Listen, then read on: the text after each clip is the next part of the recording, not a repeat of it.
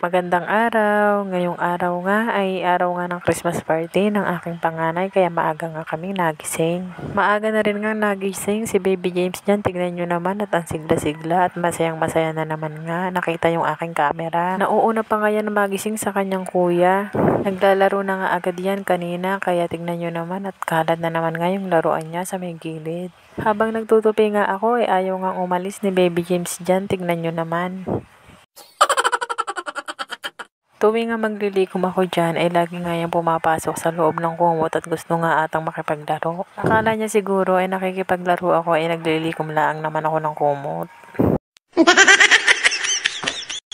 Pagkatapos ko nga dyan ay ito na nga naligpit ko na nga yung kinalat ni Baby James na mga laruan. Sabi ko nga sa inyo maaga nga yan nagising kaya ito nga't kalat nga yung mga laruan niya nga napakadami.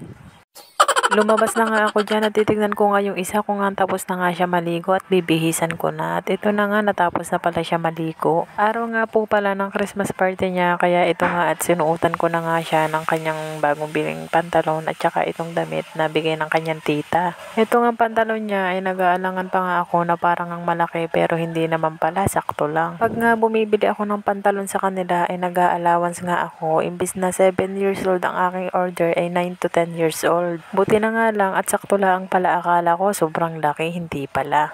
Meron kasing na-order na sakto lang ang kanyang edad pero maliit naman sa kanila kaya nakasanayan ko na kapag umu-order ako ay nag-a-allowance ako kahit sa sapatos o kaya sa tsinelas nila. Kapag umu-order naman ako ng damit ay ganun din nga ang aking style ay nag-a-allowance na rin nga ako at hindi talaga ako umu-order ng sakto sa edad nila. Sabi ko nga sa kanya ay magsapatos na siya at lalagyan ko na rin nga siya ng pabango.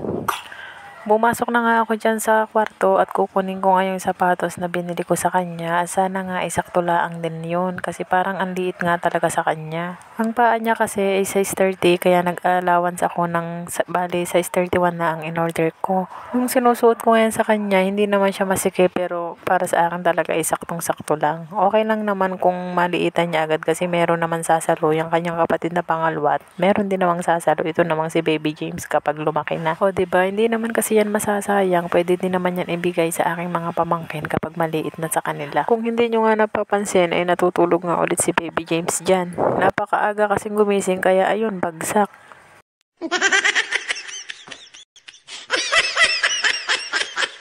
Pangalan. Ito sa malayo. Lapin sa akin. Tingala.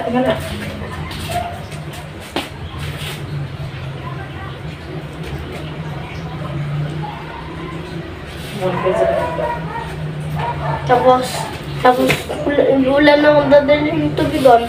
Huwag na, meron ka. Dahil Tubig ka na naman doon, hindi ka? Tiga puno pa yun. Hindi ako uminom ng recess. Ito yun ang inumin mo niya. Wait lang. Nakuha ako pa. Isa kong tingin. Sabi mo, hi guys. Hi guys! Christmas party namin ngayon. Baka muna to, hanapin ko lang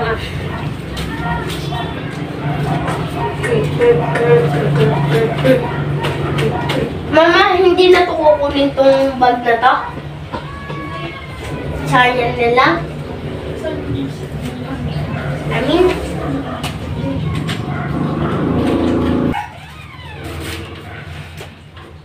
Dapat yung isa. Isa dapat. Pa ganun. Ganda yan.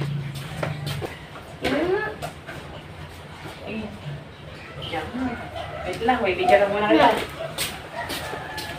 Ang ganda yun nga. Nang makalis nga dyan ang panganay ko ay dali-dali na rin nga akong nag-imis ng plato at tambak nga ito kagabi pa.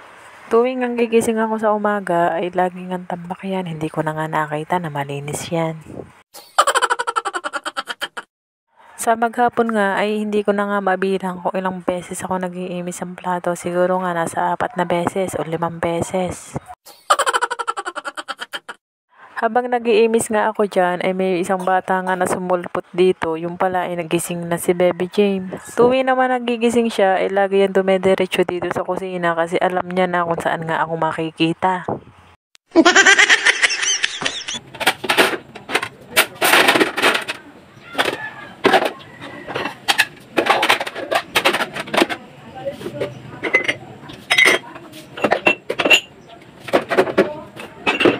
Pagkatapos ko nga dyan ay nagluto na nga ako nitong ampalaya na uulamin ko. Ako lang naman ang mag-uulam nito kaya kakaunti lang itong ampalaya na niluto ko. At sa halagang 25 pesos nga lang yan ay ako na nga ang makakakain. Pwede na din nga sa 3 tao kung hindi matakaw kumain. Tuwing nagluluto nga ako ng ampalaya ay hindi ko talaga makuha-kuha yung luto na walang pait. Bakit kasi yung iba kapag nagluluto ay wala talagang kapait-pait at saka napakasarap. Bakit ako, ginawa ko na't lahat, na binabad ko na sa asin, nilamas ko na sa asin. Ay guys, kain po tayo, ang palaya. Kain po tayo.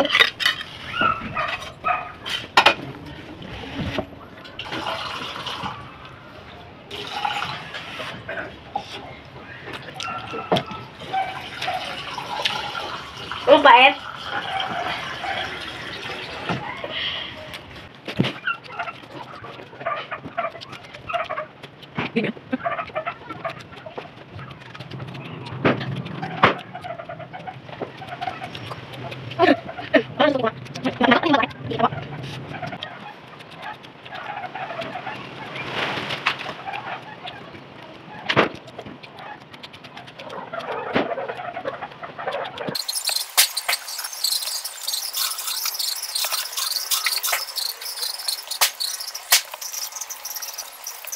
At nang matapos nga akong kumain dyan, ay ito na nga ang kaganapan ng Christmas party ng kuya ni James. Hindi nga ako nagpunta dyan kasi nga si Baby James ay ubong-ubo at inaasma na naman nga. Hindi ko nga alam kung bakit bumalik na naman. Kakalabas lang namin sa ospital pero bakit ganun? Bakit ganito na naman ang Baby James namin? Sobrang lamig kasi talaga ng panahon ngayon at sinisipon na naman siya at napakalinaw naman nga ng sipon at ubong-ubo na din nga talaga uli siya. Isabay mo pa na habol na naman nga yung hininga niya. At sa mga oras ngang ito ay ito na nga sinasangam ko na nga siya dyan kasi sobrang bilis na nga ng hinga niya kanina. Bigla na naman kasi siyang inubo tapos nga nagkasipon na naman siya ng malinaw tapos ay nilalagnat na naman siya. Kinakabahan na nga ako at bakit ganito na naman si Baby James. Inaaliw-aliw ko nga siya dyan para nga hindi masayang yung gamot kasi nga pag siya yung naghahawak ay sayang lang talaga yung gamot. Mas madami pa nga ang nasasayang kaysa nga nalalanghap niya. Pero masigla naman siya, tignan nyo naman at masaya naman siya.